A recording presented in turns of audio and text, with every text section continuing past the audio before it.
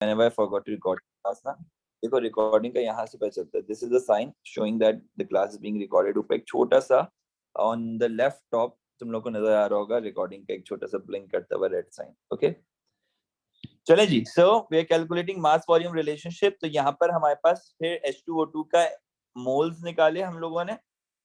750 given mass था, 34 इसका MR था. 750 को 34 से आपने जब डिवाइड किया तो what it will be becoming. क्या कैलकुलेशन आएगी guys? Come on anyone, come on guys. एक ही बच्चे ने रिप्लाई किया अभी तक. 22.05. ओके अच्छा जी 06 कर लेते हैं. चलो राउंड ऑफ हो जाएगा. 22.06 हो गया. अच्छा now what do we have over here now. ओ अच्छा कलेश वेरी गुड गोइंग. तो अब आपने क्या करना है, आपने मोल्स निकाल लिया H2O2 के. अब आप ले लेंगे इसका रेशो. रेशो कितना है इसका, कह रहे H2O2 को जब हम इन रिलेशनशिप रखेंगे विद H2O तो आपके पास 2:2 यानी कि 1:1 का रेशियो आ जाएगा. और अगर यहाँ पे 22.06 मोल्स हैं तो यहाँ पे भी 22.06 मोल्स आ जाएंगे. और अगर लेट सपोज आप, अच्छा ओके होल्ड ऑन, एक गड़बड़ है. हमें H2O नहीं निकालना, हमें निकालना है O2. I was just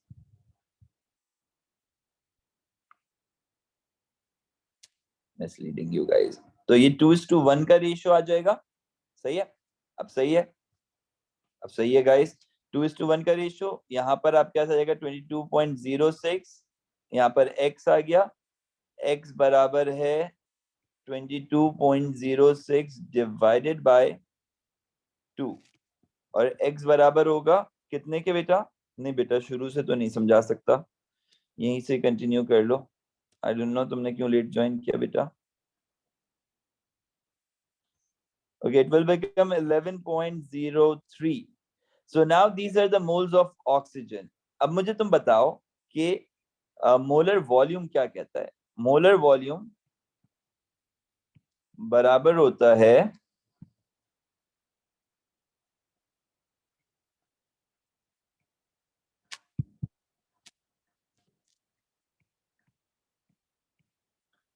(24 decimetre cube के. अच्छा जी अब ये क्या कह रहा है, ये कह रहा है कि भाई अगर आपके पास मोल गिवन है 11.03, ठीक है, तो आपने क्या करना है,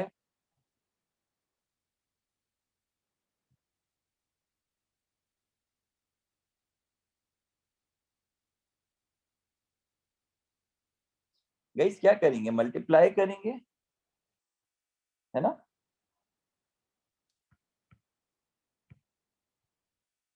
वॉल्यूम बराबर है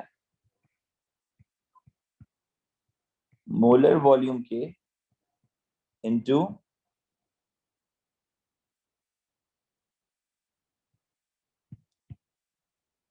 मोल्स. और ये वॉल्यूम बराबर हो जाएगा आपके पास 11.03 इंटू 24. और ये बराबर हो जाएगा आपके पास कितना बनेगा guys. Anyone up with the answer. 264.72. Unit लिखना जरूरी है, that is decimetre cube and that is the answer.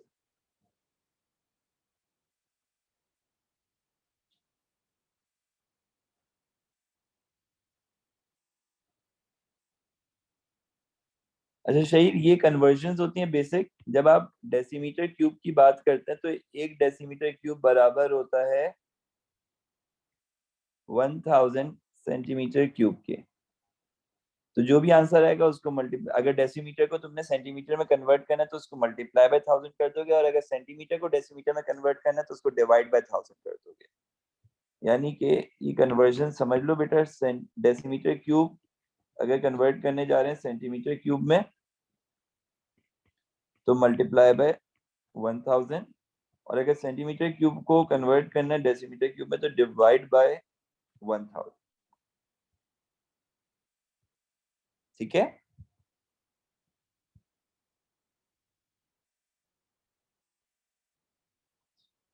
Guys हमें गाइस हमें जो है ना वो वॉल्यूम गिवन था किस चीज का, नहीं हमें वॉल्यूम गिवन नहीं था, हमें मास गिवन था H2O2 का, जिसकी थर्मल डिकम्पोजिशन हो रही है और उसमें से ऑक्सीजन निकल रहा है। तो अब ये बोले यार ऑक्सीजन क्योंकि गैस बन के इवेपोरेट हो रहा होगा, मतलब मूव आउट हो रहा होगा, तो just need to calculate that what actually the is the volume of oxygen obtain, and for that what you need to do, उसने तुम्हें मास दे दिया ना, तो पहले तुमने क्या किया, उस मास को कन्वर्ट किया मोल्स में। मतलब तुमने देखा यार अगर किसी चीज का 750 ग्राम है तो उसके कितने मोल्स बन रहे हैं, तो तुमने पहले उसके मोल्स निकाल लिए। अब जब तुम उसके मोल्स निकाल लेते हो तो उसके मोल्स के बाद तुमने निकालना है, क्या निकालना है तुमने उसके पास से, तुमने निकालना है उसका वॉल्यूम ऑक्सीजन का। तो कंपेयर करो उसको ऑक्सीजन के साथ, तो 2:1 का रेशियो निकल आएगा। इस रेशियो मेथड से तुमने मोल्स निकाल लिए ऑक्सीजन के, पहले निकाला मास से मोल्स ऑफ H2O2, फिर तुमने निकाला रेशियो के हिसाब से मोल्स ऑफ O2, फिर उसके लिहाज से तुम निकालोगे, क्या निकालोगे एंड में, you are going to calculate the volume of the oxygen. Okay, ये 3 स्टेप्स आ गए। The first step was calculating moles of H2O2, second step was calculate कितने मोल्स H2O2 के बने, उसके हिसाब से कितने मोल्स बनने चाहिए उस रेशियो में जो कि ऊपर इक्वेशन में गिवन है ऑफ O2।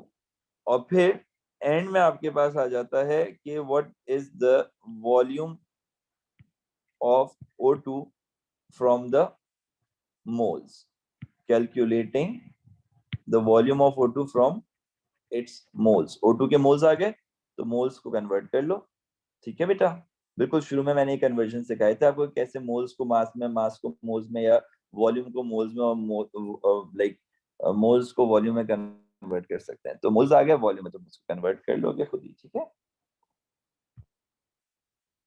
चलें जी। With this the next thing is that we are going to talk about calculate the volume of the hydrogen peroxide that can be required to produce oxygen at room temperature of 240 centimeter cube। Volume given है, volume निकालना है, volume two volume का ratio है।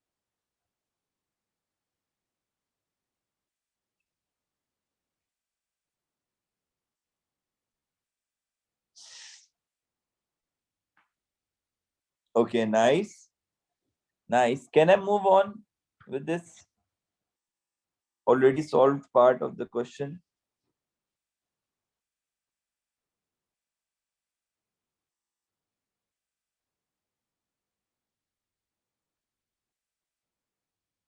Okay, कोई बच्चा इस चीज में कंफ्यूज है कि व्हाट आर द स्टेप्स? मैं तुम्हें स्टेप्स बता देता हूँ, सुन लो जरा गौर से बेटा। पहले आपने वॉल्यूम को कन्वर्ट किया H2O2 के, नहीं, क्या गिवन है, ऑक्सीजन। पहले आपने ऑक्सीजन के वॉल्यूम को कन्वर्ट किया ऑक्सीजन के मोल्स में, फिर आपने ऑक्सीजन के मोल्स से निकाला H2O2 का मोल जो कि रिक्वायर्ड मोल है, सही है। फिर आपने H2O2 के मोल्स को कन्वर्ट किया H2O2 के वॉल्यूम में, और ये तुम्हारा आंसर है क्योंकि उसने पूछा ही था। ये 3 स्टेप्स देखो, आप क्या कर रहे हो, पहले आपको जो गिवन है ऑक्सीजन का वॉल्यूम उसको आप मोल्स में कन्वर्ट करते हो, फिर जब आपने ऑक्सीजन के मोल्स निकाल लिए तो उसको उसके जरिए से आप रेशियो मेथड करके यूज निकाल सकते हो H2O2 के मोल्स। फिर जब आपने H2O2 के मोल्स निकाल लिए तो उसके जरिए से आप H2O2 का वॉल्यूम निकाल सकते हो, सही है। या अगर मास निकालना चाहो, अगर वो मास पूछ रहा हो, वॉल्यूम देके अगर वो तुमसे मास पूछ रहा हो तो तुम यहाँ पे H2O2 का मास भी निकाल सकते हो। उसके लिए तुम्हें एमआर निकालना पड़ेगा। एमआर निकालने के लिए तुम हाइड्रोजन और ऑक्सीजन के एआर को ऐड कर दोगे।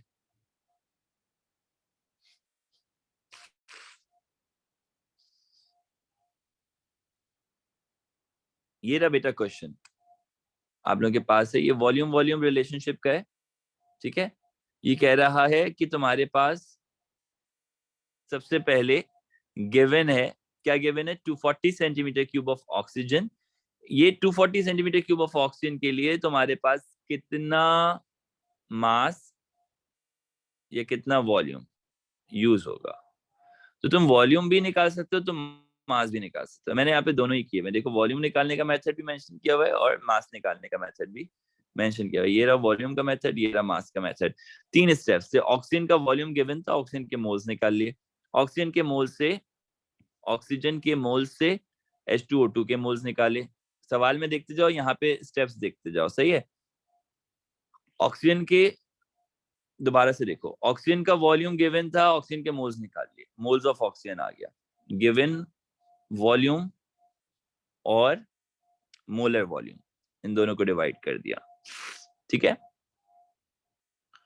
अच्छा जी, फिर H2O2 और O2 का रेशियो ले लिया, 2:1 का रेशियो आ गया। फिर आपने यहाँ पर इनको क्रॉस मल्टीप्लाई किया ताकि आप क्या निकाल पाए, O2 के मोल्स आपने निकाले थे, उसके जरिए से आप H2O2 के मोल्स निकाल पाए। तो इस X की वैल्यू बराबर होगी मोल्स ऑफ H2O2 के। Step 2 done. यहाँ पर स्टेप 3 पे आ जाओ। कह रहे हैं ये मोल्स जो गिवन है ना, इससे आप जो है ना H2O2 का वॉल्यूम भी निकाल सकते हो, H2O2 का मास भी निकाल सकते हो। तो यार ये रहा आपके पास मोल्स, 0.02 मोल्स। इससे आप जब वॉल्यूम निकालोगे तो ये फॉर्मूला यूज करोगे, जब मास निकालोगे तो ये फॉर्मूला यूज करोगे। मोल से मास निकालना है तो एमआर से मल्टीप्लाई कर दो, मोल से वॉल्यूम निकालना है तो एमवी से मल्टीप्लाई कर दो। नंबर ऑफ पार्टिकल्स भी तो निकाल सकते हैं।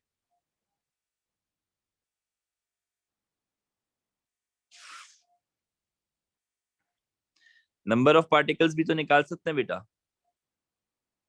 नंबर ऑफ पार्टिकल नहीं बोलूंगा, मैं बोलूंगा नंबर ऑफ O2 मॉलिक्यूल्स।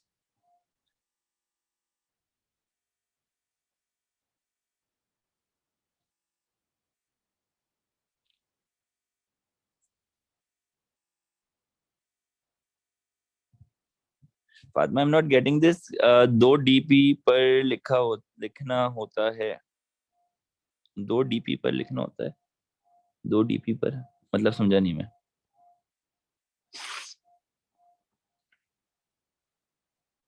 अच्छा जी, चले। मुझे पहले ये बताएं, अच्छा 2 decimal place, oh my God, okay.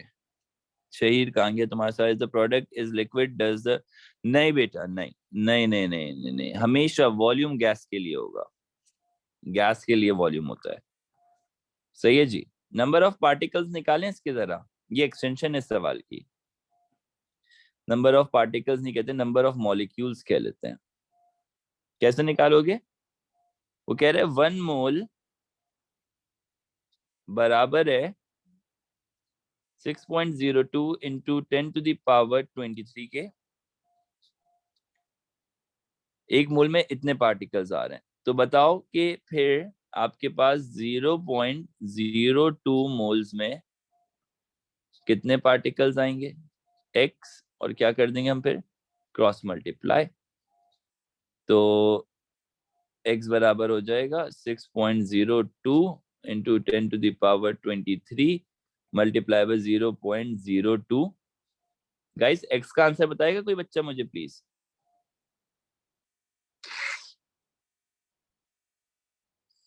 हाँ बेटा, 2 डेसिमल प्लेसेस पर लिखना होता है।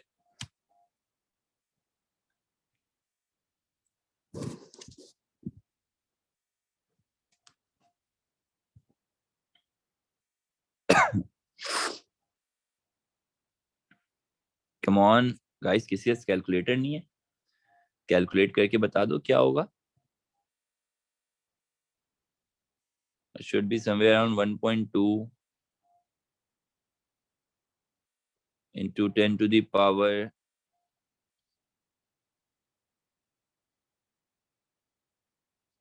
22। यस 22 होगा। 2 डेसिमल प्लेस में मूव कर रहा हूँ तो 12 आ रहा है, तो फिर एक उधर वापस मूव किया तो सही है। या तो 12 इंटू 10⁻23 होगा, या तो 1.2 इंटू 10⁻22 होगा, सही है। वेरी गुड बेटा, very good guys, good going. समझ में आ गया? आप किसी भी चीज से कोई भी चीज निकाल सकते हो, बस एक इन्फॉर्मेशन गिवन होना मस्ट है। मतलब एक इन्फॉर्मेशन गिवन होगी, या तो वो एक इन्फॉर्मेशन भी तुम्हें एक्सट्रैक्ट करनी होगी। ठीक है? मास निकालने के लिए एमआर यूज करोगे, वॉल्यूम निकालने के लिए जो है वो आप मोलर वॉल्यूम यानी कि 24 डेसीमीटर क्यूब यूज करोगे, या फिर आप यूज करोगे 24,000 सेंटीमीटर क्यूब, अगर आंसर सेंटीमीटर क्यूब में निकालना है तो। अब मैं ये बोलता हूँ कि भाई पहले नहीं कन्वर्ट करो, पहले वही यूज कर लो नंबर, और एंड में जाके जब आंसर लिखोगे तो उसने जहाँ पे आंसर की लाइन लिखी हुई होती है ना, उसने आगे छोटा सा यूनिट लिखा होगा, तो वो जिस यूनिट में मांग रहा है उस यूनिट में आंसर को कन्वर्ट कर दो, convert it in the end. ठीक है गाइस, मैं आगे बढ़ जाऊं please? Come on everyone, I need a yes to move on. Volume से वॉल्यूम निकालना भी अब हम लोग सीख चुके हैं ऑलमोस्ट। वॉल्यूम से मास निकालना भी सीख गए हम लोग। वॉल्यूम से नंबर ऑफ पार्टिकल्स निकालना भी सीख गए। तो मैं आप लोगों को क्वेश्चन दिखाऊंगा, आप लोग आंसर बताएंगे। लेट्स सी कि पहले कौन करता है, ठीक है? So there is a question. It states that calculate the volume of hydrogen gas that can be required to produce 4,000 decimeter cube of ammonia gas. This is the reaction. Nitrogen के 14 और hydrogen का 1 भी दिया हुआ है। Volume निकालना है hydrogen gas का 400 सेंटीमीटर क्यूब ऑफ अमोनिया बनाने के लिए। 4,000 डेसीमीटर क्यूब बनाने के लिए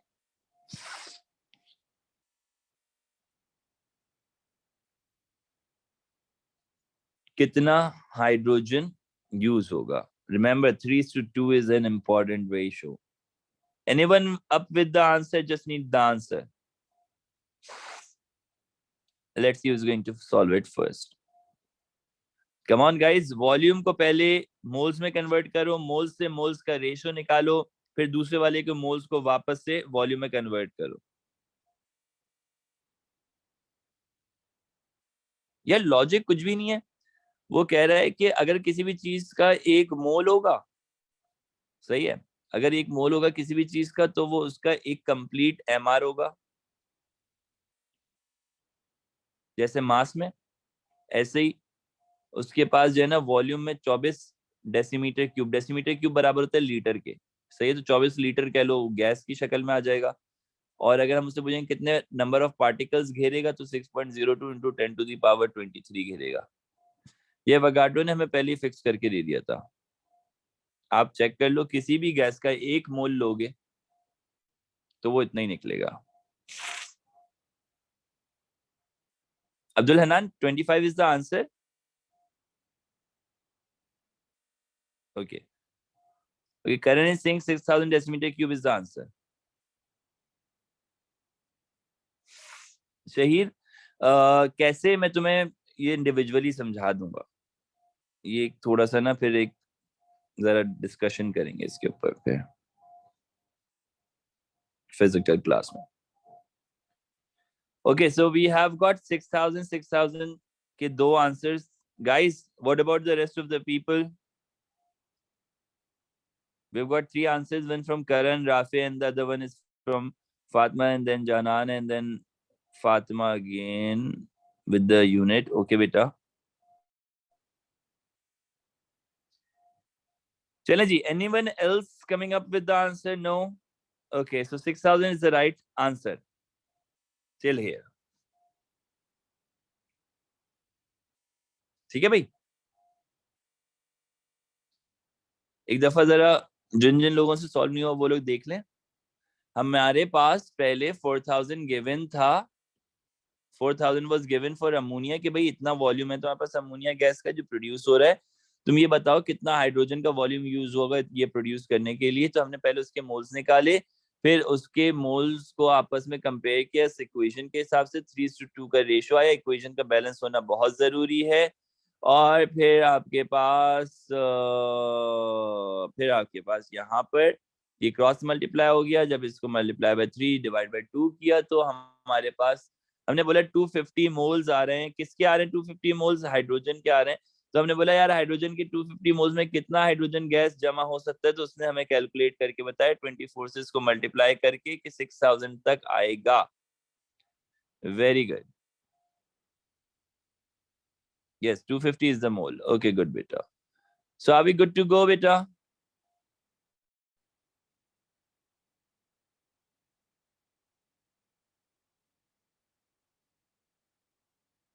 बेटा क्यों 48 लेंगे? हमारे पास तो मोल्स आ रहे हैं और हम क्रॉस मल्टीप्लाई कर रहे हैं ना, तो हमारा 2 इधर जाके डिवाइड हो रहा है और 3 इधर आके मल्टीप्लाई हो रहा है।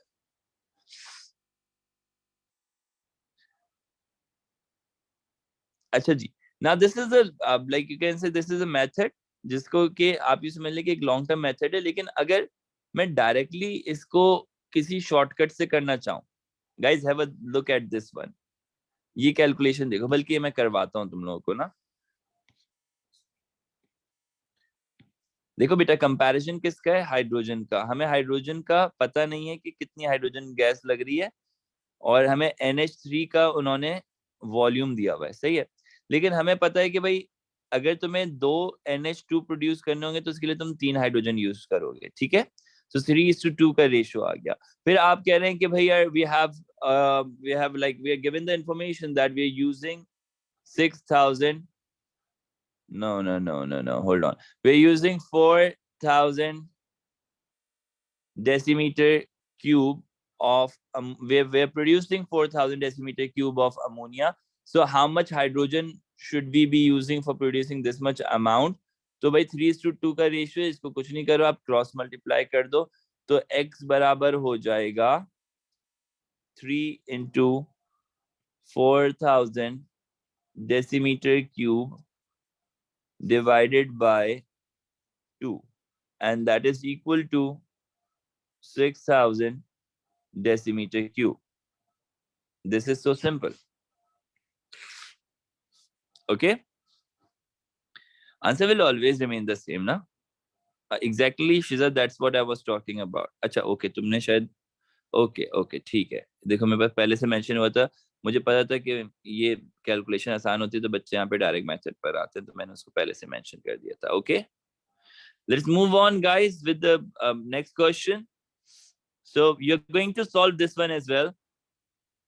Here you go with the question. Let's see कि कौन पहले आंसर देगा। Calculate the volume of oxygen gas that can be required to burn. I need the answer long method से करो या short method से। Can be required to burn 600 decimeter cube of ethane gas completely at room temperature pressure.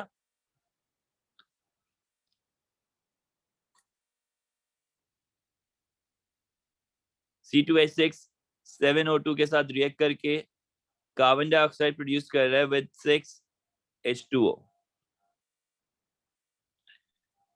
600 decimeter cube of ethane gas burn हो रही है, कितना oxygen लेगी?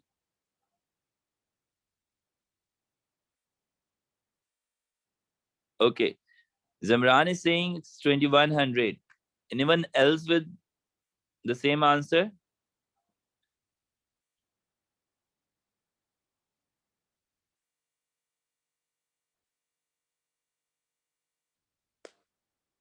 Okay, Muhammad Shazib is also at 2100. Anaya is also at 2100. Who else? Beta, come on, be quick.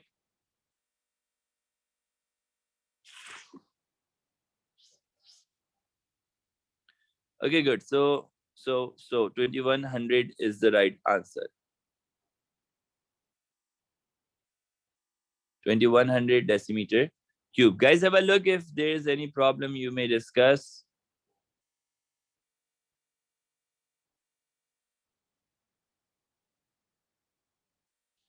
तुम्हें उसने volume दिया हुआ है किसका? इथेन का। तुमसे वो वॉल्यूम पूछ रहे हैं किसका? ऑक्सीजन का। और 2:7 का रेशियो है। इक्वेशन बैलेंसिंग आप लोगों ने खुद करनी होगी, ठीक है। ओके जी, so the next question is mass into volume relationship. Calculate the volume of oxygen gas that can be produced from the thermal decomposition of 600 gram of potassium chlorate at room temperature. And the equation is given. So 2 potassium chlorate is used to produce 2 potassium chloride with the oxygen. Okay.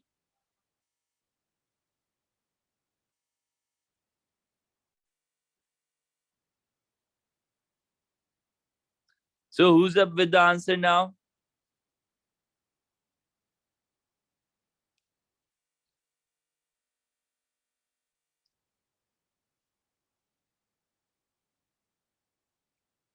Come on, guys. I'm sorry to talk about this like this, but every single one of you is a competition for the other one, because you guys are going to sit in the same exam. आप में से कुछ लोग threshold बढ़ाएंगे और कुछ लोग threshold गिराएंगे. So every one of you is a competition to the other one.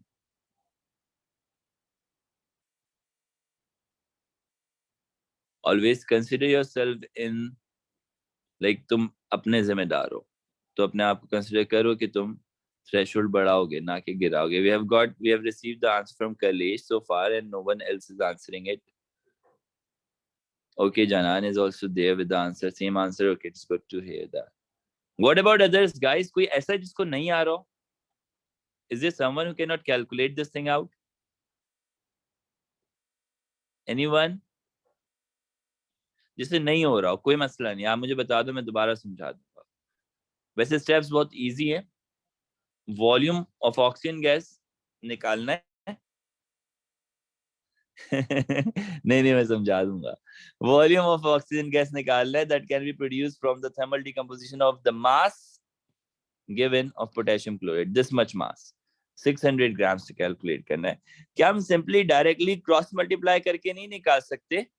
नहीं, हमें मोल्स निकालने जरूरी है. मास होता तो क्रॉस मल्टीप्लाई हो जाता. मास वॉल्यूम है तो क्रॉस मल्टीप्लाई नहीं होगा. वॉल्यूम होगा तो भी क्रॉस मल्टीप्लाई हो जाएगा.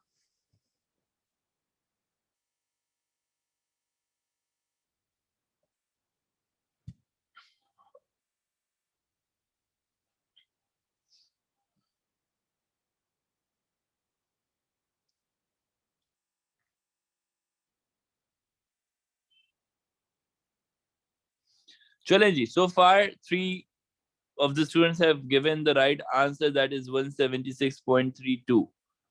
Okay, आगे चलते हैं. We're going towards the percentage composition of the compound. और इसका फॉर्मूला क्या है परसेंटेज कंपोजिशन का? The formula used is percentage composition is equals to AR of the element. भाई परसेंटेज कंपोजिशन क्या है? जैसे मिसाल के तौर पे अगर तुम्हारे पास H2O है तो पूछेगा यार H2O में ऑक्सीजन का कितना परसेंटेज है.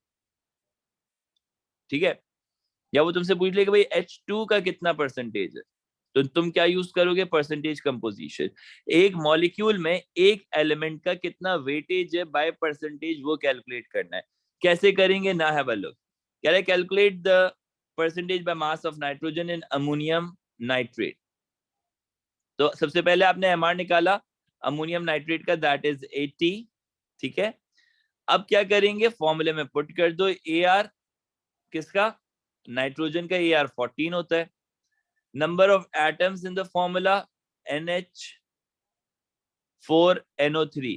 एक N यहाँ आ रहा है, एक N यहाँ आ रहा है, तो टोटल 2 N आ रहे हैं, 2 नाइट्रोजन है. सही है. सो 14 into 2 divided by what? Divide by 80. यार सिंपल कैलकुलेशन नहीं है, मतलब ये वो वाली कैलकुलेशन है जिसको आप कह सकते हैं कि भाई दिस इज समथिंग जो कि एक सिंपल मैथमेटिकल वर्ड प्रॉब्लम हो, है ना? बट फिर भी you have the formula. AR जिस एलिमेंट का ढूंढना है तुमने परसेंटेज, उसका AR मल्टीप्लाई कर दो, वो कितनी दफा मौजूद है उस फॉर्मूला में, और उसको पूरे फॉर्मूला के मॉलिक्यूलर मास से डिवाइड करके 100 से मल्टीप्लाई कर दोगे. सही, like here. So it will become this. So calculate, ये तुम लोगों ने करना है. Please everyone, please be quick. Calculate the percentage by mass of oxygen in hydrogen peroxide H2O2 के अंदर. 2 कहां से आया? देखो बेटा, NH4NO3 में नाइट्रोजन बताना है कितना है, तो 1 और 1 2 टोटल नाइट्रोजन गिनोगे तो 2 नाइट्रोजन है, 1 और 1 2, इसलिए 2 आया. ये वाला 2 जो है ना, इसलिए आया. ठीक है,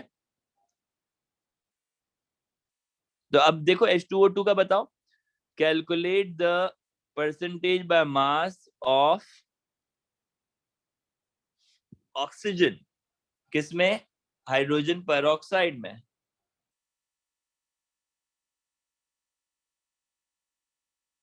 और हम AR क्यों यूज करते हैं? क्योंकि हमें पता है यार AR के हिसाब से अरेंजमेंट हुई हुई है। Okay Shaheer, that's good. Okay जी, perfect. 94.11 is the answer. Guys, calculate the percentage of water in hydrated copper 2 sulphate. जरा अलग है। CuSO4.5H2O और CuSO4.5H2O का पूरे का एमआरपी कैलकुलेट करके गिवन है 250 बनता है। अब इसके हिसाब से बताओ कि भाई वाटर का कितना होगा, परसेंटेज ऑफ वाटर कितना है इसमें। कम ऑन गाइस, बी को एक बहुत आसान है, बहुत सिंपल है। जहां पे तुम AR लिख रहे थे वहां पे अब तुम पूरा MR लिखोगे वाटर का, क्योंकि तुम्हें पूरा वाटर कैलकुलेट करना है।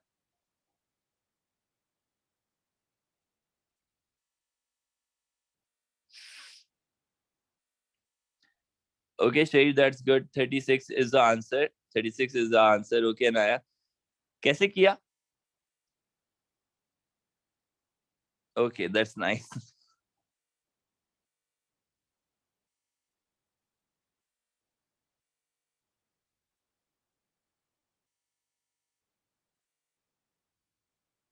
ओके जी, so हमने ये कैसे किया?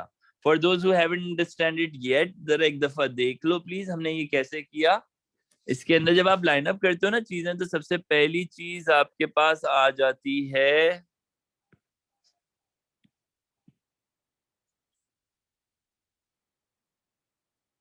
CuSO4.5H2O का 250 बन रहा है। With that, what we have is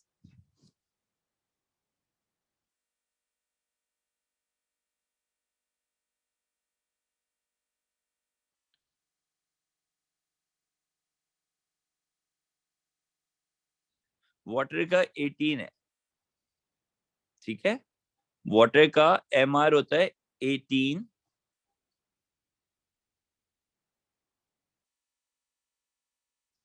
so it's 18 into 5, 5 times water मौजूद है।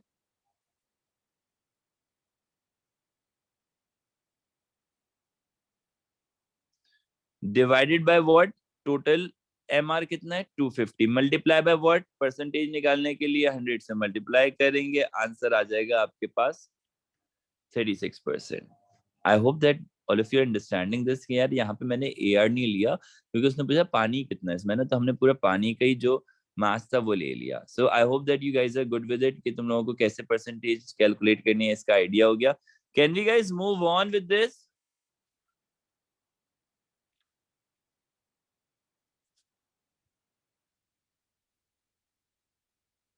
परसेंटेज कंपोजिशन अलग होता है और परसेंटेज यील्ड अलग होता है। परसेंटेज यील्ड क्या है कि भाई कितनी एफिशिएंसी है एक रिएक्शन में। मतलब मिसाल के तौर पे, अब सुनना मेरी बात को बहुत ध्यान से please everyone. If I was adding A into B और मेरे पास बन के आ रहा है C+D, और बाय मास अगर मैं बात करूं, अगर बाय मास में बात करता हूं, लेट्स से कि मैंने 500 ग्राम ऑफ बी को रिएक्ट करवाया 400 ग्राम ऑफ ए के साथ, तो मेरे पास सी आना चाहिए था 700 ग्राम थ्योरेटिकली, सही है। डी आना चाहिए था let's say 800 gram somewhere around, ठीक है। लेकिन अब एक मसला हो गया। क्या मसला हो गया? कि जिसको जितना आना चाहिए था वो उतना आया नहीं।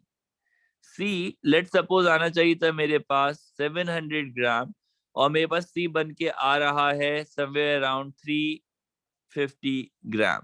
तो यार ये सिंपल सी परसेंटेज है कि आना चाहिए था इतना, आना चाहिए था कितना, आना चाहिए था 700 ग्राम, आ रहा है 350। इसका मतलब तुमने सिर्फ 50% यील्ड किया जितना तुम्हें करना चाहिए था। अब यार कम क्यों किया? कंडीशंस होंगी ना उसकी, कुछ टेम्परेचर का मसला हो सकता है, जगह का मसला हो सकता है, और बहुत सारे फैक्टर्स इन्वॉल्व होते हैं। हमारे लेवल पे है भी नहीं जो बहुत सारे फैक्टर, हम तो सिर्फ टेम्परेचर, सरफेस एरिया वगैरह पढ़ते हैं। बहुत सारे ऐसे फैक्टर्स हैं जो कि हमारे इस पे सिलेबस में मौजूद नहीं है, लेकिन और बहुत सारे फैक्टर इन्वॉल्व होते हैं। कैटलिस्ट होता है, एनर्जी ऑफ एक्टिवेशन के हवाले से बात आ जाती है, 2500 चीजें हैं। अब वो पूरी शराइत है, वो पूरी नहीं हो रही होंगी तो फिर वो उतना यील्ड 100% का नहीं देगा। हमें चाहिए तो 100% है, लेकिन अब क्या करें। अब आपने लेट सपोज 350 ग्राम की बात कर ली, तो 350 ग्राम के हवाले से, तो इसका मतलब तो ये हुआ, सुनना मेरी बात को बहुत गौर से, इसका मतलब क्या हो रहा है, इसका मतलब ये हुआ कि हमने इससे पहले जितना वॉल्यूम वॉल्यूम रिलेशनशिप पढ़ा और जितना हमने मास मास रिलेशनशिप पढ़ा और जितना हमने मास वॉल्यूम रिलेशनशिप पढ़ा, वो सब हमने पढ़ा थियोरेटिकल पैटर्न पे। इसका एक्चुअल यील्ड कुछ और होगा। तो अब एक्चुअल यील्ड हमारे थियोरेटिकल यील्ड के हिसाब से कितना है ये हम लोग कैलकुलेट कर लेंगे। अब थियोरेटिकल यील्ड हम लोग ऑलरेडी निकालना जान चुके हैं, जो हमने अभी ऊपर निकाला था वो थियोरेटिकल यील्ड था, जो मोल्स के हिसाब से निकाला जाए वो थियोरेटिकल यील्ड होगा और एक्चुअल यील्ड गिवन होगा।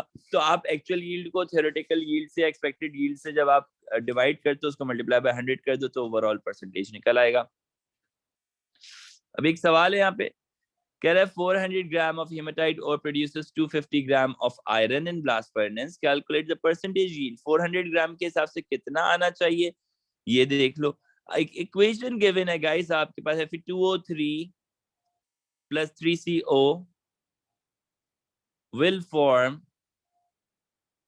2Fe plus 3CO2। थ्योरेटिकल कैसे निकालिए अभी बताया नहीं, अभी बता रहा हूँ बेटा। अब आपको वो कह रहा है कि हेमेटाइट ओर है, ये रहा है हेमेटाइट ओर, सही है, 250 ग्राम प्रोड्यूस कर रहा है, 400 ग्राम का हेमेटाइट और 250 ग्राम प्रोड्यूस कर रहा है आयरन, यानी कि इसका 250 प्रोड्यूस हो रहा है, इसका 400 जब गिवन है। तो अब आप बोलेंगे यार होना कितना चाहिए, उसके लिए आप पहले क्या निकालोगे, 400 ग्राम के हिसाब से मोल्स निकालोगे, सही है।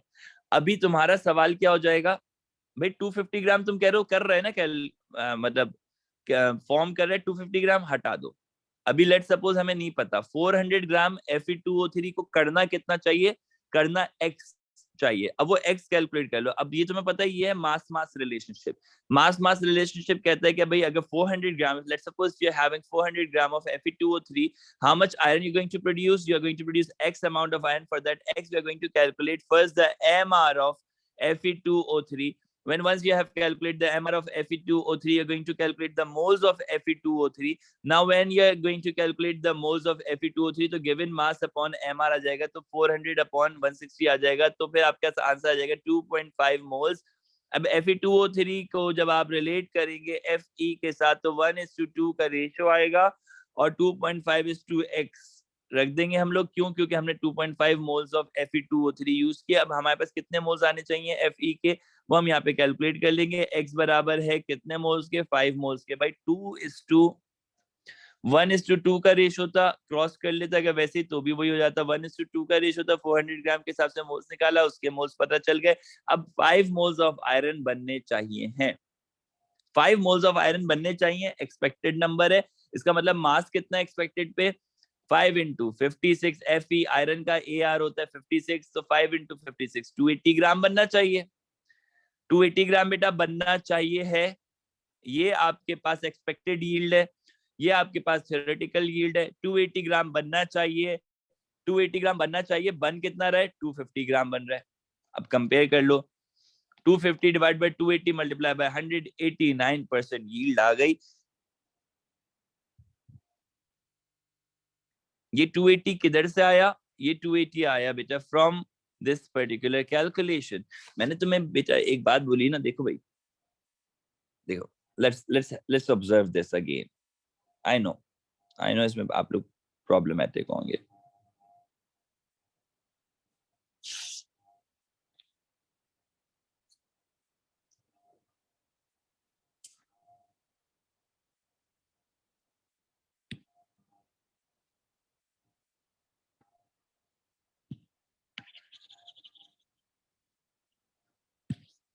ए कन्वर्ट हो रहा है, दोबारा से सुनिएगा, ए कन्वर्ट हो रहा है बी में,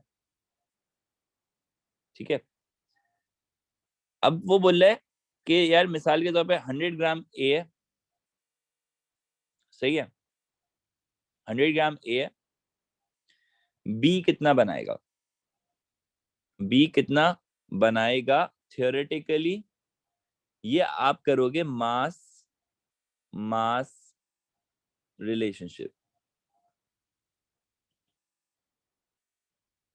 ठीक है। if let's suppose we are having 100 gram over here and you want to calculate this B with this 100 gram, तो आप क्या करोगे, आप इस 100 ग्राम को पहले, सबसे पहले आप इस 100 ग्राम को बोलोगे कि यार अगर 100 ग्राम ए है तो कितने मोल्स हुए, मोल्स हो गए लेट्स सपोज 2 मोल्स। ऐसे ही हमने एमआर से एआर से कैलकुलेट कर लिया होगा उसके, हमने निकाले इसके 2 मोल्स। अब हमने बोला यार कोई बैलेंसिंग नहीं हुई, तो यानी कि 1:1 की बैलेंसिंग है। तो अगर ये 2 मोल्स कैलकुलेट करे तो इसके भी 2 मोल्स होने चाहिए। आप बोले भाई हमें तो मास चाहिए था, तो बोलेंगे कोई मसला नहीं, मोल्स को मास में कन्वर्ट कर लो, तो हमारे पास मास आ गया। मिसाल के तौर पे अब इसके मोल्स के हिसाब से इसका मास निकाला तो ये हो रहा था 50 ग्राम, यानी कि 50 ग्राम आपको मिलना चाहिए था, 50 ग्राम आपको मिलना चाहिए था। क्वेश्चन में गिवन होगा कि कितना ग्राम मिला, मिसाल के तौर पे तुम्हें 30 ग्राम मिला, मिलना कितना चाहिए था 50 ग्राम, मिला कितना 30 ग्राम, तो 30/50 मल्टीप्लाई बाय 100 कर दोगे तो तुम्हारे पास परसेंटेज यील्ड आ जाएगा। कितना यील्ड किया, यील्ड मतलब हासिल करना, कितना हासिल किया तुमने, कितना परसेंट हासिल किया तुमने। तो तुम बोलोगे यार एक्चुअल का लेट सपोज मेरे पास आ गया 60%, 30/50 करने से।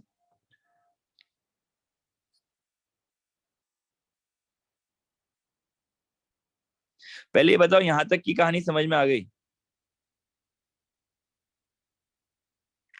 Today we are going to complete this most things, और फिर वो इक्वेशन बैलेंसिंग वगैरह मेटल शेटल सब कुछ करवाने का इरादा है मेरा। तो आज अच्छा खासा कवर करना है ना यार, पहले की क्लासें ऑफ गई है ना, तो उनको कवर करेंगे, इसलिए 2 घंटे की क्लास लगाई है आज, और आगे भी 1-2 क्लासें लगाई है। वैसे तो लास्ट फ्राइडे तक ऑफ हो जानी चाहिए थी, लेकिन मैंने आप लोगों को मेंशन किया था just because of some medical issues मुझे ऑफ करना पड़ा, 2 दिन, आई गेस 3 दिन, 2 दिन ऑफ करना पड़ा था, तो वो कवर कर रहा हूँ।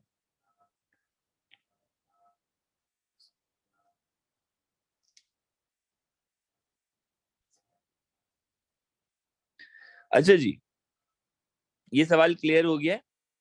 तो अब एक काम करें, ये अगला सवाल सॉल्व करें, and now I am going to see that who is going to solve it first.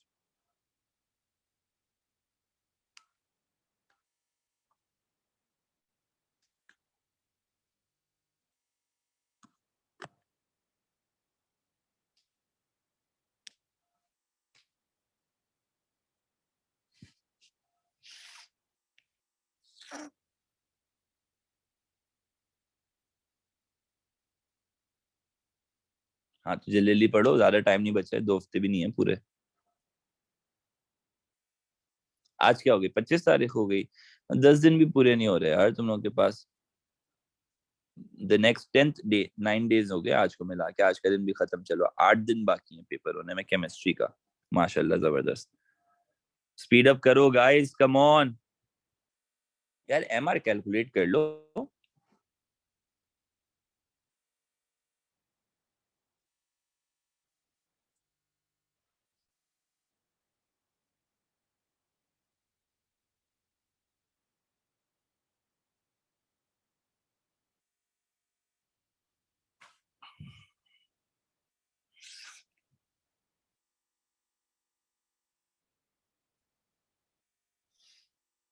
Calculate तो करना पड़ेगा भाई, ग्लूकोज का तो मुझे वैसे याद है 180 होता है, इथेनॉल का आपके पास हो जाएगा 12+12+5+16+1, 12 12 24 हो गए, 29 हो गए, और 30 हो गए, और 40 और 46, 46 बन रहा है।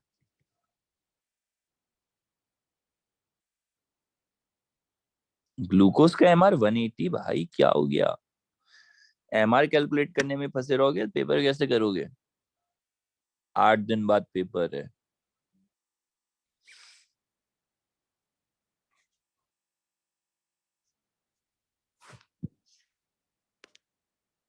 Anyone coming up with the answer?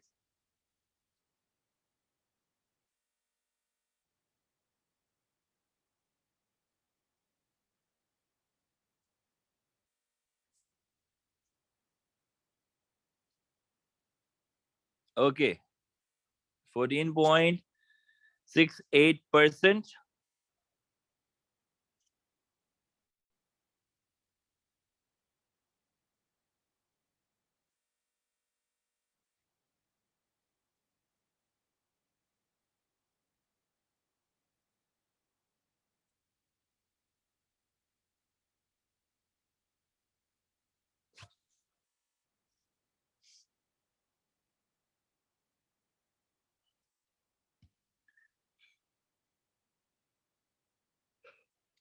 Okay बेटा, एमआर कैलकुलेट करना कैसे, क्या कर रहे हो या अल्लाह, मतलब इतने बुरे हालात क्यों हो गए? कार्बन 2 दफा आ रहा है, कार्बन का ए आर होता है 12 × 2, उसी नंबर से मल्टीप्लाई कर दिया, ऐड कर दो 5 × 1, हाइड्रोजन का मास 1 होता है, ऐड कर दो ऑक्सीजन 16 × 1, और ऐड कर दो 1 × 1 फॉर हाइड्रोजन, आखिरी वाला। टोटल कर लो इसको पूरे को, 46 आ गया। जो जितनी दफा है उसका ए आर उतनी दफा ऐड कर दो। अच्छा जी, एक आंसर है हमारे पास 14.68%, दूसरा आंसर है 29.11%। Anyone else with the answer? Okay, Malaika is also with the 29 thing.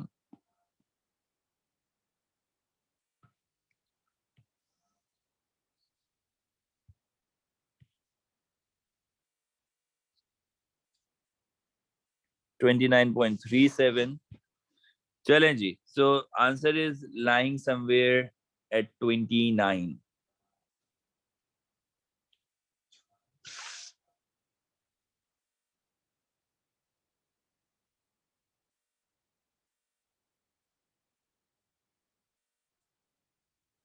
यार ये सब ऑरेंज ऑरेंज हो गया। Let me fix this thing. यहाँ पर आ रहा है आपके पास आंसर, ये रहा। Now that's readable. Okay जी, हम पूरे इथेनॉल को 2 से मल्टीप्लाई क्यों करेंगे? What is the reason behind multiplying it by 2?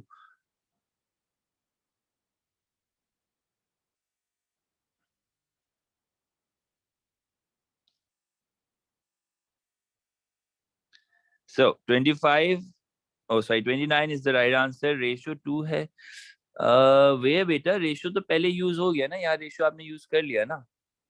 At this particular point you have used the ratio, 1:2 का रेशियो है, बिल्कुल है, मना नहीं कर रहा मैं। इसको क्रॉस मल्टीप्लाई किया तो उसके हिसाब से मोल्स निकाले ना, रेशियो के हिसाब से मोल निकला है, और फिर उस मोल के हिसाब से आपने उसका क्या कहते हैं, मास निकाल लिया।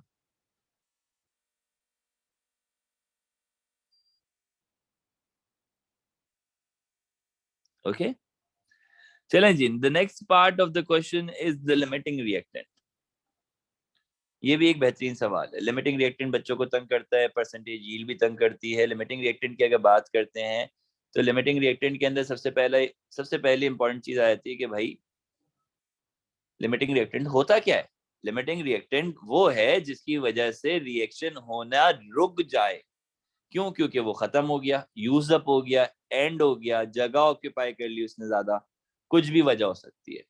खत्म हो गया आसान है, ये खत्म हो गया वाली वजह रख लो अभी। अगर खत्म हो गया कुछ, सही है, तो इसके ऐसा अगर रिएक्शन होना रुक जाएगा तो वो लिमिटिंग रिएक्टेंट है। तो अब देखना ये है कि पहले कौन खत्म हो रहा है, देखना क्या है कि पहले कौन खत्म हो रहा है। Now there is a question which states that 5.6 gram of iron reacts with 6.4 gram of sulphur to form iron 2 sulfide.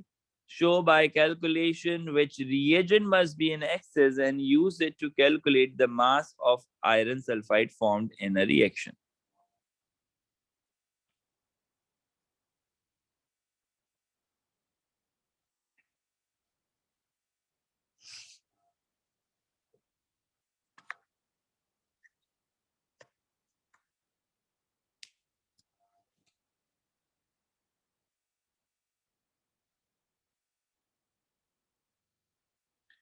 It says that 5.6 gram of iron, let's suppose we are reacting it with 6.4 gram of sulfur and you're forming iron 2 sulfide.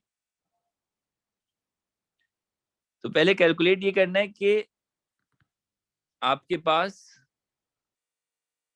By mass कौन access में था। अब तुम सोचो यार बेटा, तुम check करने जा रहे हो कि लिमिटिंग रिएक्शन के अंदर, लिमिटिंग रिएक्टेंट में तुम्हारे पास कौन सी चीज ज्यादा हो गई है या कौन सी चीज कम हो गई है। So with that what you need to know, with that what you actually need to know is, ये रहा आपके पास रिएक्शन, सही है। अब अगर लेट सपोज का 5.6 ग्राम गिवन है, इसका 6.4 ग्राम गिवन है सल्फर का, ठीक है। तो आपने पहले क्या निकाल लिया आपने, पहले इससे निकाला इसका मोल्स। मोल्स ऑफ आयरन बराबर होंगे गिवन मास अपॉन एमआर के। आयरन का एमआर होता है 56, आयरन का एमआर कहां से होगा, आयरन का एआर होगा, सही है। तो आयरन का एआर आ गया आपके पास 56, so you just divided 5.6 with this 56 and you form the moles, that is 0.1 mole, ठीक है। दूसरी तरफ तुमने निकाला moles of sulphur, that is 6.4 divide by 32, तो ये आ जाएगा आपका 0.2 मोल्स। ये मोल और ये मोल बराबर होने चाहिए थे, बिकॉज यहाँ पे भी आपके पास 1 यूज हो रहा है आयरन और ये सल्फर भी 1 है। तो जब इन दोनों में आपस में 1:1 का रेशियो है तो आपके पास इसको बराबर होना चाहिए था। अच्छा चलें, ये बात यहीं तक रखें। ये तो आपके पास हो गया एक्सेसिव रिएक्टेंट, ये आपके पास हो गया लिमिटिंग रिएक्टेंट। जिसका मोल कम निकलेगा उस रेशियो को भी देख लेंगे। अभी तो रेशियो 1:1 का है, लेकिन अगर रेशियो में 1:2 होता है, यहाँ पे बैलेंस करने के लिए 2 लगा हुआ होता है, 3 लगा हुआ होता, तो फिर उस हिसाब से इसको मल्टीप्लाई करते, फिर देखते कि भाई कौन सा वाला एक्सेस में आ रहा है, कौन सा वाला किस हिसाब से मेंशन है, सही है। Now the iron with sulphur, बेटा उसको बाद में देख लेना, I will be like posting up the video ना, तो उसमें चेक कर लेना मुबीन। अभी इस पे ध्यान दो, this is something more difficult you can say. अच्छा जी, now with this what you have is कि जब आयरन के साथ आपने सल्फर को रिएक्ट करवाया 5.6 ग्राम और 6.4 ग्राम की गिवन मासेस के साथ, तो आपने उसका मोल निकाला 0.1 और 0.2। इसका मोल कम वो लिमिटिंग रिएक्टेंट, जिसका मोल ज्यादा वो एक्सेसिव रिएक्टेंट। अब सवाल क्या है इसका दूसरा सुनो part, calculation by calculation which reagent must be, have to show it by calculation which reagent must be in excess and then use it to calculate the mass of the iron sulfide। जो excess में है आप उसको use कर लो to calculate the mass of the iron 2 sulfide। अब यार यहाँ पर ना बात हो गई है जरा अलग। एक्सेस में कौन है, एक्सेस में तो आपके पास सल्फर आ रहा है। फिर हमने क्या किया, हमने बोला सल्फर से जो मास आएगा वही मास निकल के आपके पास आयरन से भी आना चाहिए, सेम मास आना चाहिए। तो जब आपने आयरन यूज किया, आयरन को FeS के साथ रखा, तो 1:1 का रेशियो आया। देखो बैलेंसिंग में 1, यहाँ पे भी 1, 1:1 का रेशियो आया। 0.1 और यहाँ पे रख दिया हमने समझने के लिए x। अब जब आपने इसको क्रॉस मल्टीप्लाई किया तो कह रहे हैं moles of FeS are equal to 0.1 mole. Fe is, let's suppose over here 56 by mass, sulfur is 32, तो ये आपके पास क्या आ गया, this is the MR, so mass of this is going to be moles into MR, that makes it 8.8 ग्राम। तो 8.8 ग्राम FeS का मास बन गया। एक का मास गिवन था, दूसरे का मास निकाल लिया। अगर ये सब नहीं भी करते, क्योंकि ये दूसरा, ये पार्ट अगर ए है तो ये पार्ट बी है, ये 2 पार्ट्स बन गए इसके। ये वाला पार्ट इस वाले पार्ट के साथ अनलिंक्ड भी हो सकता है, ठीक है। अगर आप ये वाला पार्ट करें तो ये simple mass to mass relationship है, ओके। विद दिस ये एक अलग क्वेश्चन है। 6.5 gram of zinc reacts with 3.2 gram of sulfur to form zinc sulfide. Show by calculation which reagent has to be in excess and use it to calculate the mass of zinc sulfide formed in this reaction। बेटा इसमें तुम्हें अब फिर से वही 2 काम करना है, बल्कि मैं बोलूंगा इसमें तो तुम्हें 3 काम करना है। पहले इक्वेशन भी बनानी है, फिर इसको बैलेंस करना है, फिर ये वाला पार्ट करना है। Just take a screenshot of this question. Guys are going to solve this question as your homework, okay?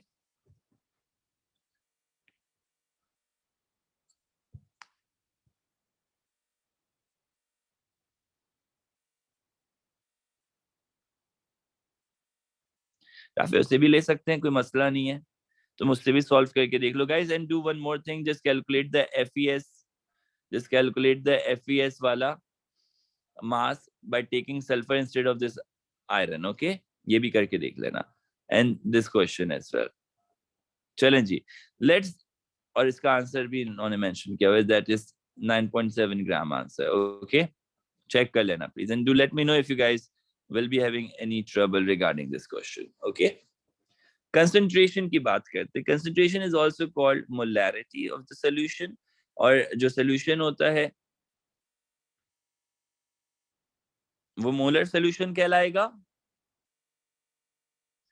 Concentration का फॉर्मूला आपके पास आ रहा है, अमाउंट ऑफ सब्सटेंस और the moles of solute divided by the volume of solution that has to be taken in decimeter cube। अगर किसी चीज की कंसंट्रेशन को रिप्रेजेंट किया जाए तो कंसंट्रेशन क्या होता है, मास या मोल्स अपॉन डेसीमीटर क्यूब।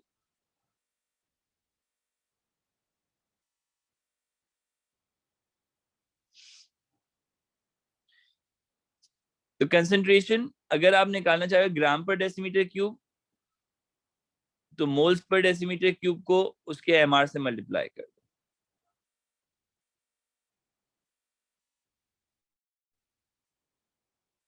ये बिल्कुल वैसे ही जैसे कि आपने मास निकाला था, सेम फॉर्मूला लग रहा है ना, मास निकाला था मोल्स इनटू एमआर करके। तो कंसंट्रेशन इन मास पर डेसीमीटर क्यूब को concentration in moles per decimetre cube के साथ एमआर के साथ मल्टीप्लाई कर दोगे इसको, तो आपका आंसर आ जाएगा। Which one Malaika? This one hopefully। 0.2 mole sulphur का क्यों नहीं लिया, इसका भी मैंने तो मेंशन कर दिया था। अच्छा मुबीन, अगर तुम्हें समझ में नहीं आया तो फिर बेटा you have to give time, give it some time, इसको अलग से एक दफा देख लेना, सही है।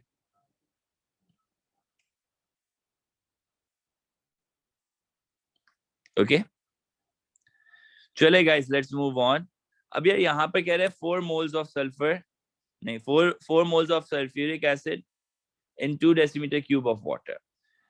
अब एक सिंपल सी बात बता रहे हैं, कह रहे हैं कि भाई तुम्हारे पास जो है ना, हमने मेंशन कर दिया कि किस चीज का कितना मोल है। अब उस मोल के हिसाब से आपने कैलकुलेट करके बताना है कि मोल पर डेसीमीटर क्यूब कितना बनेगा, मतलब like mole per decimetre cube of water sulphuric into decimetre cube of water में अगर तुम ऐड कर रहे हो, लाइक डाइल्यूट कर रहे हो बेसिकली इसको, अगर तो डाइल्यूट करने में आपके पास कितना कंसंट्रेशन प्रोड्यूस हो रहा है, वो कंसंट्रेशन कैलकुलेट करने का पैटर्न है। 4 moles of sulphuric acid in 2 decimetre cube of water. अच्छा मुझे एक चीज फील हो रही है, अगर ये सही है तो प्लीज बताना, I will stop the class here और हम इस टॉपिक को बाद में भी कंटिन्यू कर सकते हैं। कितने लोग आप में से सैचुरेट हो चुके हैं with the topic, with like so much calculation? How many of you are saturated? अच्छा come on guys, I need responses. अगर ऐसा है तो फिर मैं कोई रीस्केड्यूल क्लास लगाऊं इसकी कल। टाइमिंग्स थोड़े से ऑड होंगे, एडजस्ट कर लेना आप लोग, ठीक है?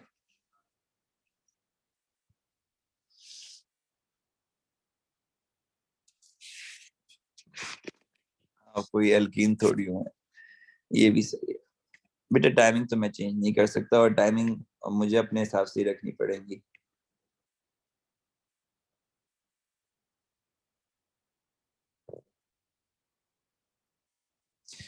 अच्छा मशवरों का बहुत शुक्रिया अब्दुल कादिर, लेकिन मैं ये भी नहीं कर सकता। Abdul Ahad, I like your gesture. Anaya, thank you बेटा। नहीं पढ़ाऊंगा तो मैं सही, वो मसला नहीं है, थोड़ा सा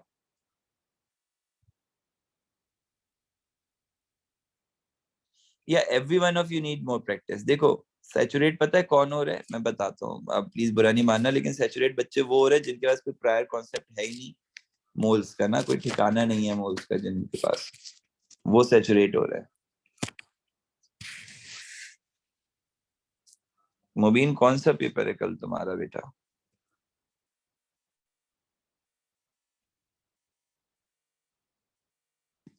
ओ उर्दू का पेपर है, उर्दू कर ले तुम लोगों का। How many of you are having Urdu tomorrow? Urdu का पेपर कल तो नहीं था? अबे भाई उर्दू तुम वैसे देख क्यों रहे हो? अच्छा अच्छा, मैं नहीं वजह नहीं पूछ रहा मैं, नहीं नहीं नहीं पूछ रहा, नहीं पूछ रहा।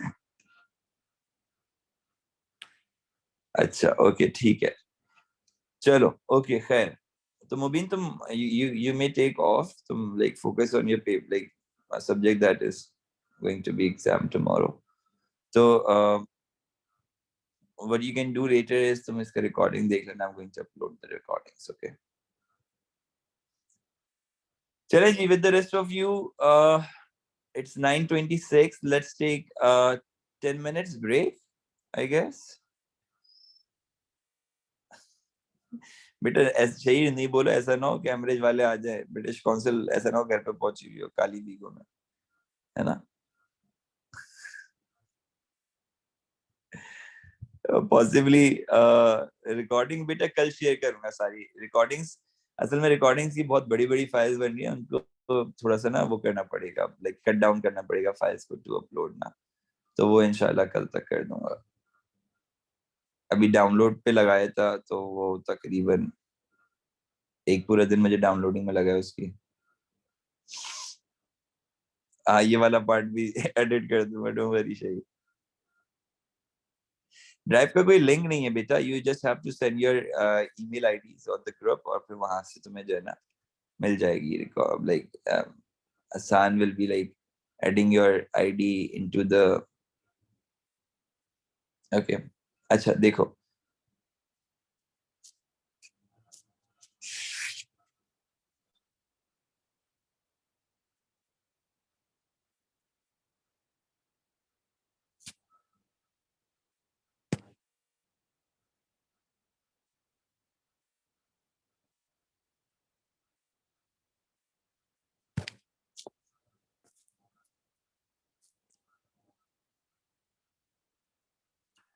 चलिए 9:35 पे कंटिन्यू करेंगे क्लास।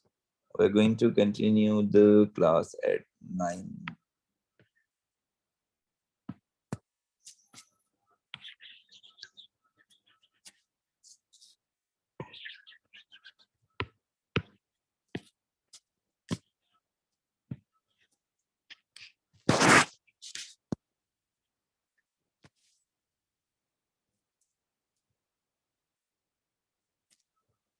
एग्जैक्टली मिलते हैं एक ब्रेक के बाद।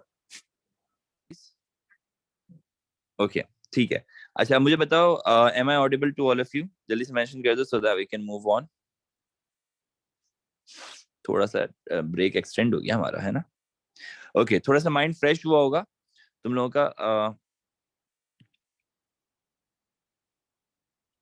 अभी हमारे पास अब लाइनअप हो रहा है एक टॉपिक पर्टिकुलरली कंसंट्रेशन के हवाले से। कंसंट्रेशन में बेसिकली क्या आपके पास अमाउंट ऑफ अ सब्सटेंस या मोल्स ऑफ अ सब्सटेंस, दोनों तरह से हम कंसंट्रेशन को ले सकते हैं। एक है आपके पास मास कंसंट्रेशन और दूसरी होती है आपके पास मोलर कंसंट्रेशन। कंसंट्रेशन क्या है, मैं बहुत सिंप्लीफाई करके, ओह ओ एक मिनट, मैं बहुत सिंप्लीफाई करके तुम्हें बताता हूँ कंसंट्रेशन क्या है। मिसाल के तौर पे guys, this is a beaker, I hope ये बीकर जैसा लग रहा हो, है ना? ये एक बीकर है, इस बीकर में you have got certain solution, इसमें कुछ पानी भरा हुआ है, ठीक है? अब सोल्यूशन बनाना है तुमने, इसमें जो पानी है, ठीक है? अब गौर से सुनना बेटा, इसमें जो पानी है, ये पानी कितना है? लेट्स सपोज ये पानी है तुम्हारे पास 500 ml, ठीक है? कितना पानी है? 500 ml। 500 ml का मतलब हो गया कि ये आपके पास है, इसको ऐसे नहीं लिखते बल्कि 500 ml है, या इसको बल्कि ऐसे भी लिखेंगे, या इसको आप कह लो 500 centimetre cube. Is it good? ठीक है। अब गौर से सुनना बेटा, हमने इसमें सोल्यूशन ऐड किया, इसको सोल्यूशन बनाने के लिए हमने इसमें सॉल्यूट ऐड किया। मिसाल के तौर पे हम लोग शुगर सोल्यूशन बना रहे हैं, बहुत सिंपल शुगर सोल्यूशन बना रहे हैं। अब मैंने इसमें शुगर ऐड किया, कितना ऐड किया भाई? शुगर के मैंने इसमें ऐड कर दिए 10 मोल्स ऑफ शुगर। तो बेटा अब मुझे बताओ कि इसकी कंसंट्रेशन कितनी हुई? इसकी कंसंट्रेशन कितनी होगी? Anyone please, any gases?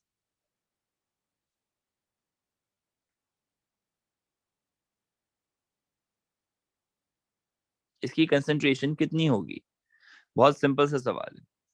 इस सोल्यूशन की जब मैंने 500 मोल्स में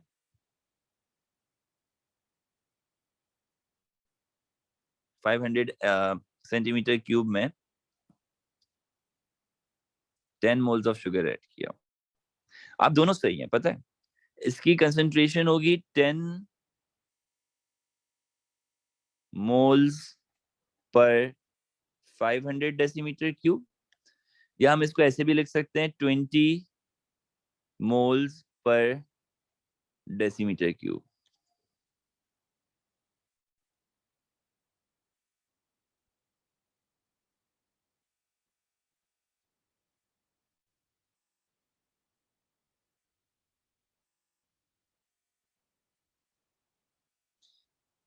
बेटा इसको देखो, चेक करो, डिवाइड नहीं करना, पर 500 सेंटीमीटर क्यूब है, डिवाइड नहीं करोगे।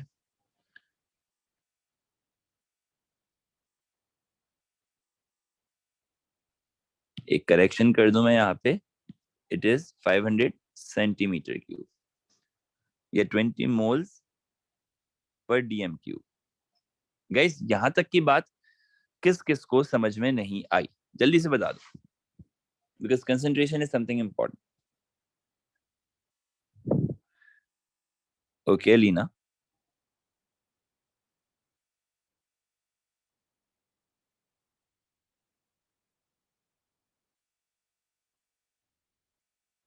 0.02 मोल पर सेंटीमीटर क्यूब भी सही है, पर सेंटीमीटर क्यूब कह लो आप इसको, माइंड दिस थिंग कि पर सेंटीमीटर क्यूब कह लो। अच्छा चलो अलीना, फॉर यू मैं और आसान कर रहा हूँ, एक बीकर लो, और ये जरा अलग किस्म का बीकर है सही है। इस बीकर में तुमने पानी लिया, पानी कितना है तुम्हारे पास? लेट्स सपोज फॉर एग्जांपल पानी है आपके पास 50 डेसीमीटर क्यूब। गौर से सुनना बेटा, पानी कितना है?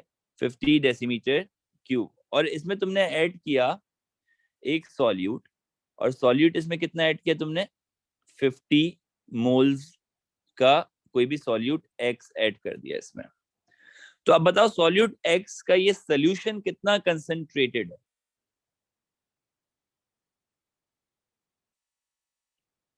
इसकी कंसंट्रेशन निकलेगी 1 मोल पर डेसीमीटर क्यूब।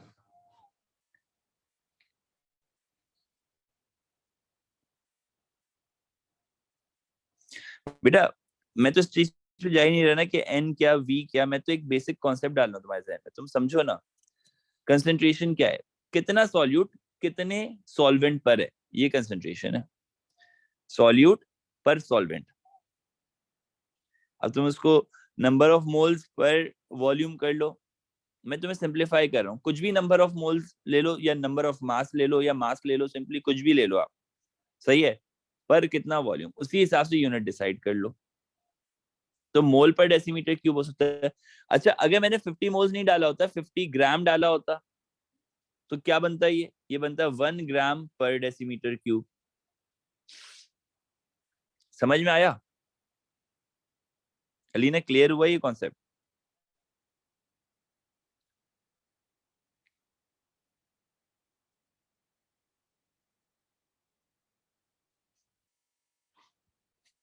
ओके जी, गुड है।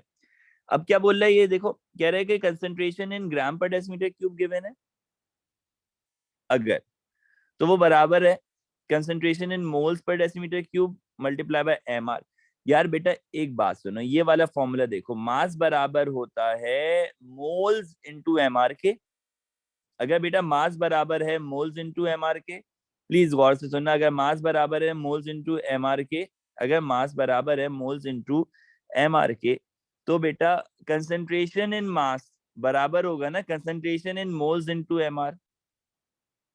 मास is equals to moles into M R, वही चीज बन रही है, सेम चीज, सेम फॉर्मुलेशन पे चल रहे हैं अभी तक, ठीक है जी। अच्छा अब आ जाओ जरा सवाल की तरफ।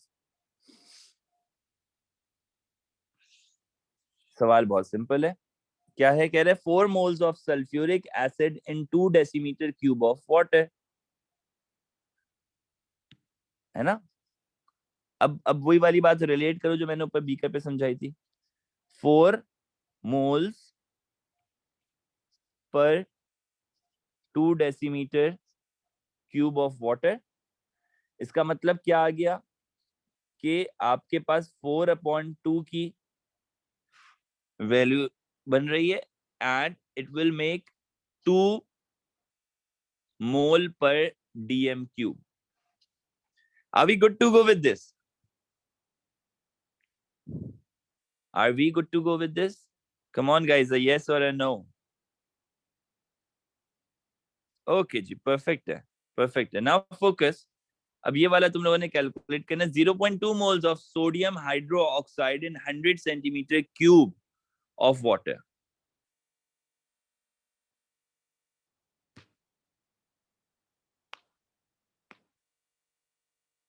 0.2 moles of sodium hydroxide NaOH in 100 centimeter cube of water।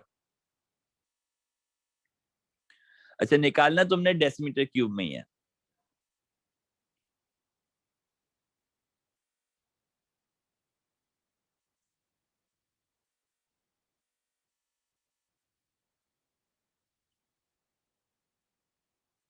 अगर 0.2 मोल्स हैं सोडियम हाइड्रोक्साइड के 100 सेंटीमीटर क्यूब ऑफ वाटर में,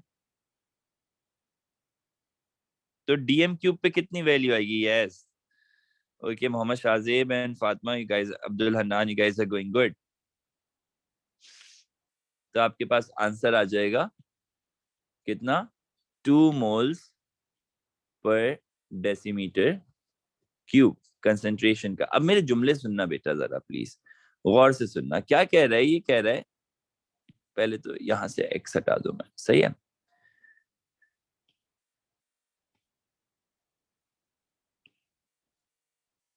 देखो, these two statements first, 100 centimetre cube of water में 0.2 मोल्स है, 1000 सेंटीमीटर क्यूब ऑफ वाटर, क्योंकि 1000 centimetre cube of water will make 1 decimetre cube, सही है, ठीक है। तो 1000 में कितने होंगे हमें समझ में नहीं आ रहा, हम क्या करेंगे, हम क्रॉस मल्टीप्लाई कर देंगे।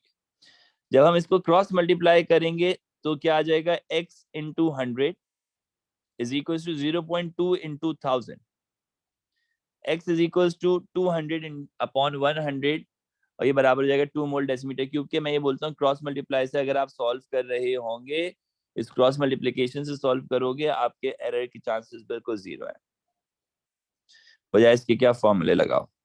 क्रॉस मल्टीप्लिकेशन में स्टेटमेंट्स बनती हैं और आप स्टेटमेंट्स खुद अदा कर सकते हो, खासतौर से वो बच्चे जिनको मैथ्स में प्रॉब्लम होती है ना, बायो वाले जो बच्चे होते हैं, सही है, तो वो they should go for this thing. Bio वाले बच्चों को कैलकुलेशन में प्रॉब्लम आएगी, ठीक है। अच्छा जी, अब एक सवाल है, कह रहे 3 moles of HCl dissolved in 250 centimetre cube of H2O। तो बताओ यार कितना होगा? ये तो बगैर देखे क्रॉस मल्टीप्लाई हो सकता है ना, हो सकता है ना guys, what do you guys से?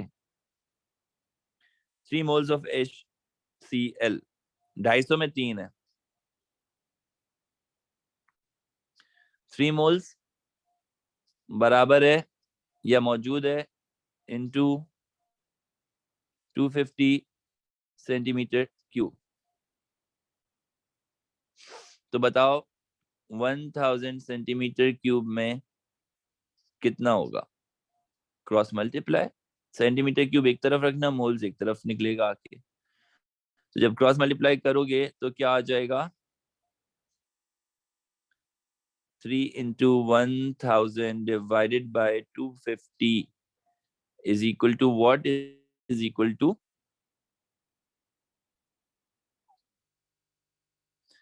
12 मोल पर डेसीमीटर क्यूब।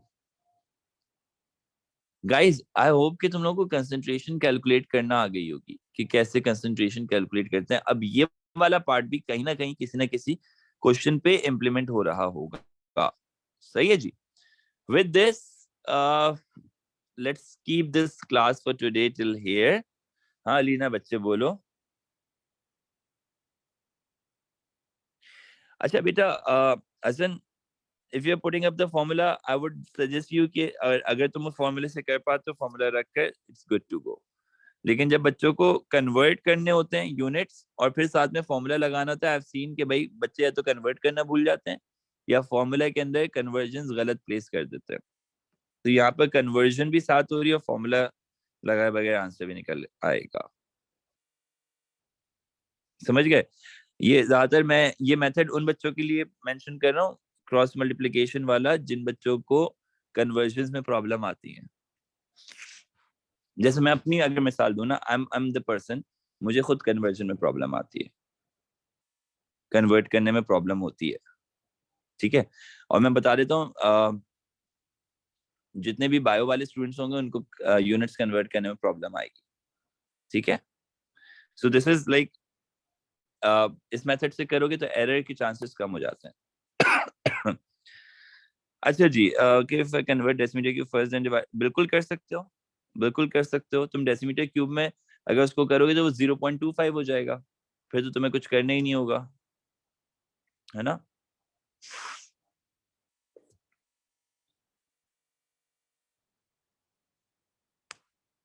ठीक है, ये बिल्कुल वैसे ही है कि 250 को 1000 से डिवाइड कर दिया तुमने, पहले उसको डिवाइड अलग कर दिया, फिर ले जाके मूव किया. So it's the same thing. अगर तुम देखो ना सारी चीजें एक जैसी है, इट्स जस्ट द वे तुम किस तरह से बेहतर उसको अडेप्ट करते हो. तुम्हारे हाथ पे कौन सा वाला मेथड फिक्स होता है. It's just like that. Okay, कि जो भी मेथड तुम्हें इजी लगे उसी को आगे प्रमोट कर लो अपने पास. ठीक है. अच्छा जी, one single part is left titration का, वो मैं आज नहीं करवा रहा. Titration is a lengthy thing. तो टाइट्रेशन वाला पार्ट कल की क्लास में करवा दूंगा मैं आप लोगों को, और कल की क्लास में हमारी थोड़ी सी स्पीड और बढ़ जाएगी because this class was after a huge break. तो इस वजह से फिर मैंने बस खाली इसलिए लाइन अप किया कि यार चलो सही है, स्लो स्लो लेके चलो आज में. ठीक है, बट कल की class will be a very speedy class. ठीक है, so let's get down this class till here. और ये कि इंशाल्लाह I'll be starting biology in exactly 6 to 7 minutes. Okay.